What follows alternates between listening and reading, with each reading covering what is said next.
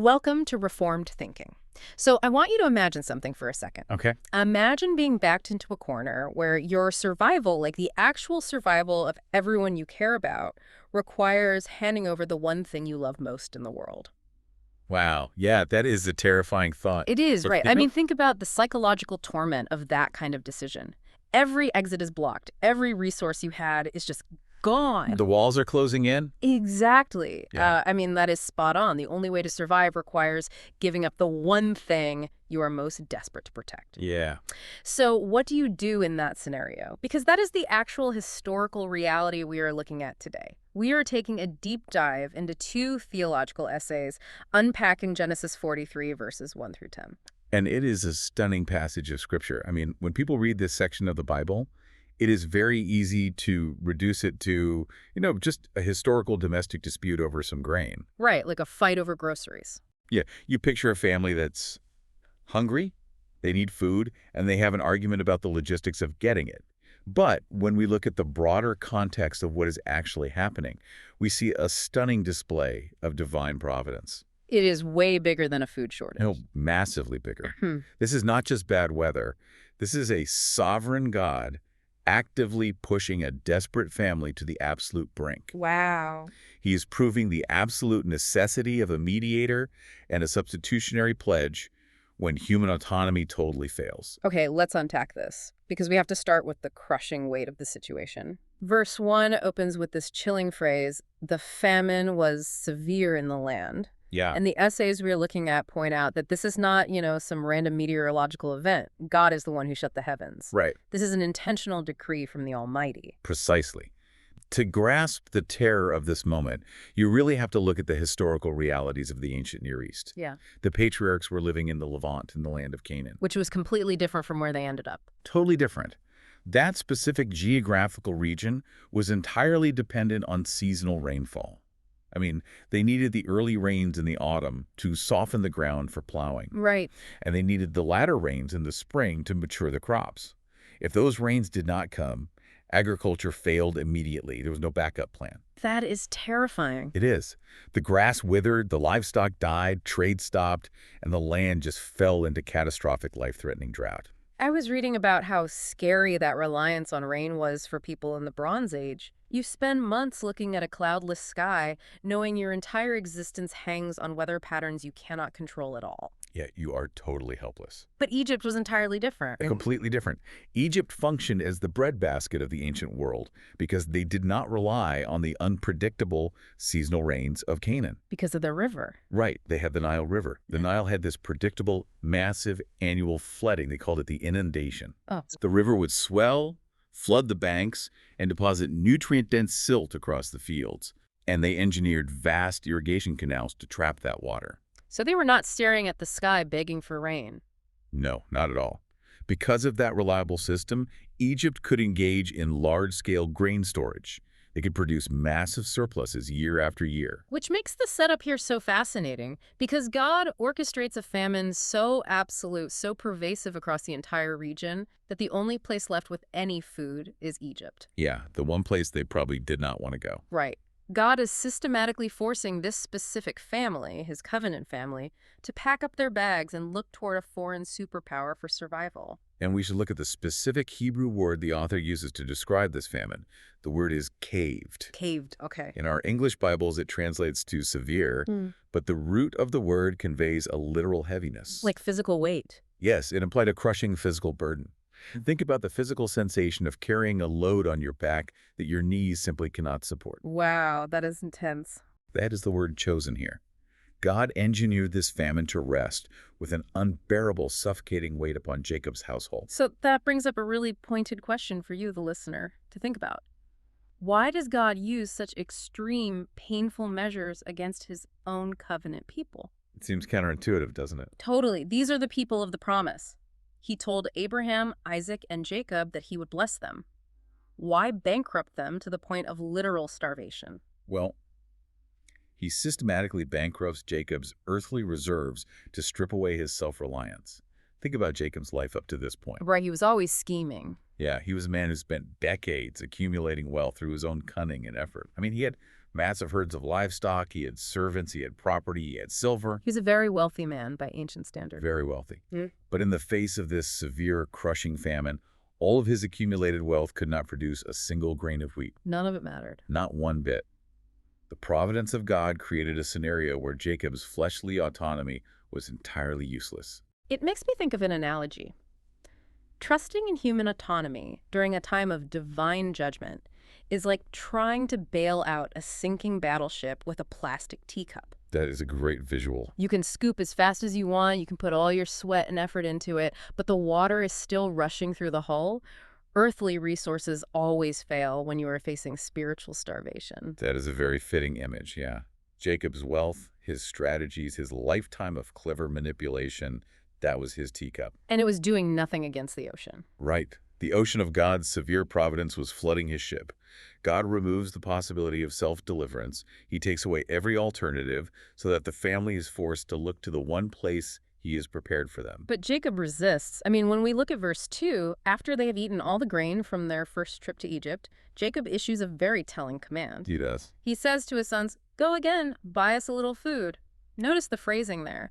He wants the benefits of Egypt without facing the harsh conditions attached to them. Yeah, he says, buy us a little food, completely ignoring the massive legal requirement hanging over their heads. Right, like it is just a quick run to the market. He is pretending the mediator's demand does not exist. From their first trip down to Egypt in Genesis 42, the brothers knew the ruler of Egypt, who, unknown to them, is their brother Joseph. Which is such a crazy plot twist on its own. It really is. Yeah. But Joseph, acting typologically as the sovereign who holds the bread of life, issued a non-negotiable ultimatum. He laid down the law. He told him flat out, you cannot see my face without bringing your youngest brother, Benjamin. I have to push back here for a second, though. Isn't Jacob just being a good, protective father? How so? Well, look at his trauma. He believes he already lost Joseph, his favorite son, to wild animals. Keeping Benjamin, the only other son of his deceased wife, Rachel, safe at home seems like basic, rational caution. Sure.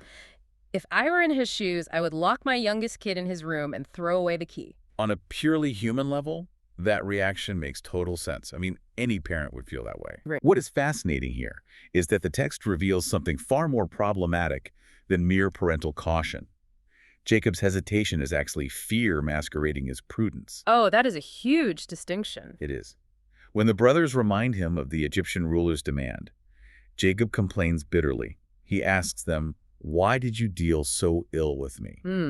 That specific phrasing exposes a heart governed by inward-focused grief and unbelief. Why did you do this to me? It is entirely self-centered. Exactly. Oh, wait. I mean, that is spot on. He is not thinking about the starvation of his grandchildren or the preservation of the covenant line. He is wrapped up in his own perceived victimhood. Absolutely. He views the entire providential crisis through the narrow lens of his own personal affliction.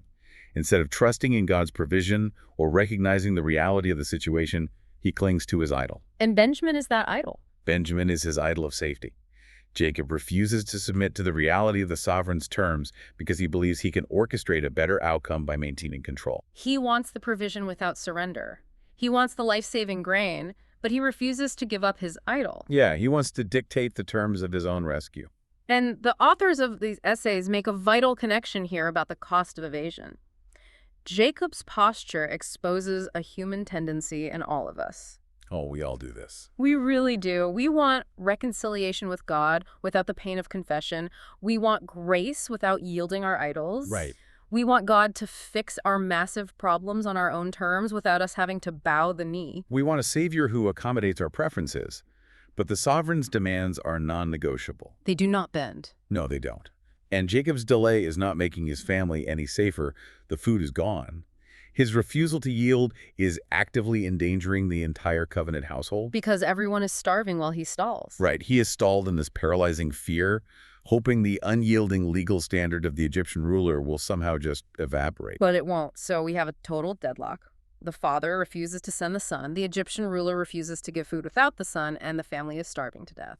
Someone has to break this deadlock. And if we look back at the literary context from the previous chapter, Genesis 42, Reuben tried to be the hero. Oh, Reuben. Yeah, Reuben, the firstborn, stepped up to convince Jacob to let Benjamin go. And Reuben's attempt was a catastrophic failure of leadership. It really was. It is almost comical how bad his pitch is. Reuben offers this grotesque guarantee. He tells Jacob, "Slay my 2 sons if I bring him not to thee." It is just wild. He literally offers to let Jacob murder his own grandchildren if Reuben fails to bring Benjamin back. What kind of person thinks that is a persuasive argument? I mean, from a legal and analytical standpoint, Reuben's proposal is carnal, absurd, and legally void. Totally void. Think about the logic. If Reuben loses Benjamin, Jacob is devastated. How does slaughtering 2 more of Jacob's descendants fix the grief of losing Benjamin? It makes it so much worse. Right. It offers zero actual assurance. It is a theatrical, fleshly gesture that accomplishes absolutely nothing to solve the underlying crisis. Not to mention, it is a blatant violation of biblical law. Yes. Deuteronomy 24.16 prohibits putting children to death for the sins or failures of their fathers. So he is offering a sin to fix a problem. He is offering an illegal, immoral pledge. It is the perfect picture of how earthly saviors and pragmatic fixes always fall short. Because they rely on human logic. Exactly. I mean, that is it. Reuben represents human attempts to negotiate with divine demands using our own flawed, corrupt systems of justice. It is like offering your neighbor's car as collateral for your mortgage. That is a brilliant way to put it. It is not yours to destroy, and the bank does not want it anyway. Jacob rightfully rejects Reuben's nonsense. He ignores him. As he should. But the famine is still severe, the grain is gone, the children are getting weaker, so we see Judah emerge. Judah steps into the gap. Yeah, Judah steps up to bridge the massive gap between this starving family in Canaan and the unyielding ruler in Egypt. And Judah's approach is entirely different from Reuben's. How so? Well, Judah frames the absolute impossibility of Jacob's request using strict, unbending logical conditions. He establishes the syntax of truth. He does not coddle his father's irrational fear. Not at all. He loves his father enough to tell him the cold, hard truth. Judah says, in essence, if you send him, we go down and get food. If you do not send him, we do not go down. So simple, but so heavy. Judah submits to reality. He refuses to pretend that Jacob's vague command to buy a little food can be obeyed as stated. He forces Jacob to look at the unmovable wall in front of them. Okay, here's where it gets really interesting. Judah does not just state the grim facts, he offers a substitutionary solution. Yes, the turning point. Right. In verse 9, we hit the climax of the text. Judah makes a legally binding declaration. He tells Jacob, "I will be surety for him, of my hand shalt thou require him." That single sentence carries monumental theological weight. It is huge. We have to examine the Hebrew verb used there, which is arab. This is not a casual promise. This is not Judah saying, hey, Dad, I'll keep a really close eye on him, I promise. It is not an offer to babysit. Far from it. The verb arab appears around 14 times in the Old Testament, and it specifically relates to commercial or legal pledging. Like putting down collateral. Yes. When we look at extra-biblical ancient Near Eastern documents, things like the Code of Hammurabi or the Nutsi texts, we see that a surety assumes actual financial, physical, and judicial liabilities for someone else. Let me clarify this with a modern comparison for you listening. Imagine someone owes a massive unpayable debt. Okay. They have defaulted, and the penalty is severe, maybe prison, maybe worse. Stepping in as a surety means you sign a binding contract stating that if the original debtor defaults, you volunteer to take the full legal penalty upon yourself. You take the hit. Right. Your assets, your freedom, your very life are on the line. That's right. In the ancient world, if the original debtor defaulted, the surety was punished in their place. Wow. That often meant the surety would be stripped of their property, sold into harsh slavery, or even executed. It was a literal transfer of liability. Yes. Judah is making a legally structured declaration of substitution. He is saying, count Benjamin's failure as my failure. Punish me in his place. I was reading the grammatical breakdown of this verse in the source material, and the Hebrew syntax is incredibly striking. The structure uses the independent pronoun anoki, which translates to I, but it is placed before the verb for maximum emphasis. So he is really underlining his own involvement. Right. Judah is declaring, I myself will be the surety. It is a bold, unilateral acceptance of responsibility. And he doesn't stop there. No. Then he uses the verb bakash, which translates to require or demand. By saying, of my hand shalt thou require him, he accepts enduring blame. The blame rests entirely on him. Yes, the word bakwash is often used in context acknowledging that blood is demanded for a life. So he is putting his own life on the chopping block. He takes full sacrificial responsibility for his brother. And then he follows up that pledge with a sharp rebuke to his father, which I find fascinating. He points out the devastating cost of stalling. Judah tells Jacob, if we had not delayed, we would now have returned twice. That is a piercing observation. It really hits hard. Delayed obedience is a form of disobedience, and it only intensifies the crisis. Jacob's fear wasted precious time, The clock was ticking. and the family did not become any safer while Jacob stalled. In fact, the starvation grew worse, their physical bodies grew weaker, and their brother Simeon remained rotting in an Egyptian prison cell. Because they left him behind on the first trip as collateral. Exactly. I mean, right, he was just sitting there in chains while Jacob wrestled with his fears. It is a stark reminder that indefinite caution is not wisdom. Sometimes counting the cost is just an excuse to postpone obedience to God. Very true. So Judah makes this massive pledge. He puts himself in the crosshairs of his father's potential wrath and the Egyptian ruler's judgment. But why is this specific detail so crucial to the biblical narrative? We have to ask how the original audience would have understood this text. The people Moses was writing to. Right. The original hearers were the Israelites wandering in the wilderness under the leadership of Moses. Moses recorded this history for them. And they were not exactly a brave bunch. Not at all. Those Israelites in the desert were incredibly prone to fear, to grumbling against God, and to wanting to run back to the false security of Egypt. They were acting just like Jacob, terrified of the unknown and clinging to what they could control. Yes, they were constantly paralyzed by fear masquerading as prudence. Let's go back to Egypt. At least we had leeks and onions. Right, they preferred slavery with food over freedom with uncertainty. So Moses recorded this narrative to humble them, to show them the foolishness of resisting God's severe providence. But there's a secondary reason too, right? A vital reason. This text demonstrates precisely why the Davidic line and eventually the royal scepter would run through the tribe of Judah. Not Reuben, the firstborn. Right. Reuben disqualified himself morally by sleeping with his father's concubine, and practically by offering foolish, ungodly solutions like killing his own sons. So God elevates Judah. Yes. Why? Because God honors the one willing to act as a sacrificial substitute for his brethren. Judah, despite his own deeply flawed history, which we see earlier with Tamar, steps into the role of a responsible representative. That is a huge turning point. This moment shapes the entire tribal future of Israel. The kingly line will come from the one who offered himself as a surety.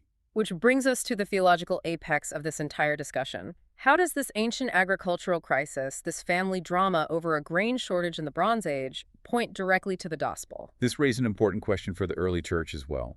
The connection is found in the concept of the guarantor. The guarantor. If we look at Hebrews chapter 7, verse 22, the writer of Hebrews identifies Jesus using the Greek equivalent of the surety concept. Wow, okay. The word is agos. The text calls Jesus the surety of better covenant. So Judah is a shadow, a prototype of what is to come. Judah is the shadow. Christ is the substance. Let's trace the parallels because they are striking. Let's hear them. Judah stepped forward in the midst of a deadly famine and said, I will be surety for him. Of my hand shalt thou require him. He anticipated the wrath of his father if he failed. Right. Before the foundation of the world, God the Son stepped forward in the eternal counsel of the Trinity and effectively said to the Father, I will be the surety for your elect people.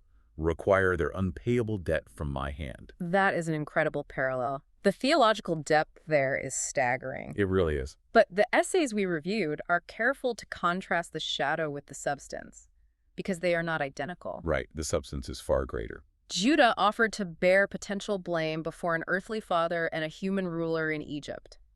But Christ actually became sin? Yes. 2 Corinthians 5.21 tells us he became sin for us. He satisfied the terrifying justice of the holy God. Furthermore, Judah risked failure. I mean, he made a noble, courageous pledge, but he was just a flawed human being. He had no control over the outcome. None. He could not control the famine. He could not control the Egyptian ruler's mind. He could not guarantee the outcome by his own sovereign will. He was just rolling the dice, hoping it worked out. Christ, on the other hand, infallibly accomplished redemption. Yes. He did not bear possible blame. He bore the actual real guilt of his people on the cross. He successfully, perfectly secured there's safe passage. So Judah says, I will try to bring him back. Jesus says, I will lose none of those the Father has given me, and I will raise them up on the last day. Spot on. The shadow trembles, but the substance reigns supreme. I love that. The human inability exposed in Genesis 43 finds its total answer in Christ. Think about Benjamin in all of this. Yeah, he doesn't even speak in this scene. Benjamin was helpless. He could not negotiate with Joseph. He could not secure his own grain. He was a mute participant in this scene, entirely dependent on Judah's pledge to save his life. That is such a good picture of us. In the exact same way, we are entirely bankrupt. We face a severe famine of divine justice. We cannot approach the sovereign of the universe on our own merit. Because our righteous deeds are filthy rags. Yes. We need a mediator willing to take our legal liability. So what does this all mean for us today? We have to bring this ancient text into our current reality. Application is crucial here. Right. Reading through this research challenges us to ask a very difficult question. What Benjamin are you clutching right now? Every person has an idol of safety or autonomy that they refuse to surrender to God. It could be anything. It might be your wealth, your intellect, your reputation, your career trajectory, or even your control over your family's future. We hold on to them so tightly. We cling to these things, firmly believing they will preserve us when the famine hits. We are terrified of what will happen if we unclench our fists and let God dictate the terms. But the severe providence of God will orchestrate circumstances to forcibly pry your fingers off those idols. Which hurts. It hurts a lot. The text we are studying vigorously attack the prosperity gospel right here. Oh, this is a huge point. The prosperity gospel fails completely when faced with Genesis 43. Why? Because covenant blessing in this passage travels straight through starvation, danger, and severe agonizing distress. The prosperity teachers would say God just wants Jacob to have an abundant harvest right there in Canaan. Just speak it into existence. Right. No struggle, no pain, just immediate financial breakthrough. Just claim the grain and it will appear in your barn. But that is false. God prioritizes our holiness over our immediate physical comfort. He is more concerned with our character. Yes. He uses the severe famine to break Jacob's pride, to confront the hidden, unconfessed sins of the brothers regarding what they did to Joseph decades earlier. Because they still had that guilt hanging over them. They did. And he uses the famine to force the entire family into a posture of absolute reliance on a mediator. It also completely dismantles seeker-sensitive pragmatism, which I think is fascinating. How so? Well, this is the modern church mindset that tries to negotiate God's strict terms, trying to soften the blow of the law to make the gospel more appealing to the culture. Oh, yeah. But the text shows us that the sovereign's demands are entirely non-negotiable. Joseph said, "You shall not see my face unless your brother is with you."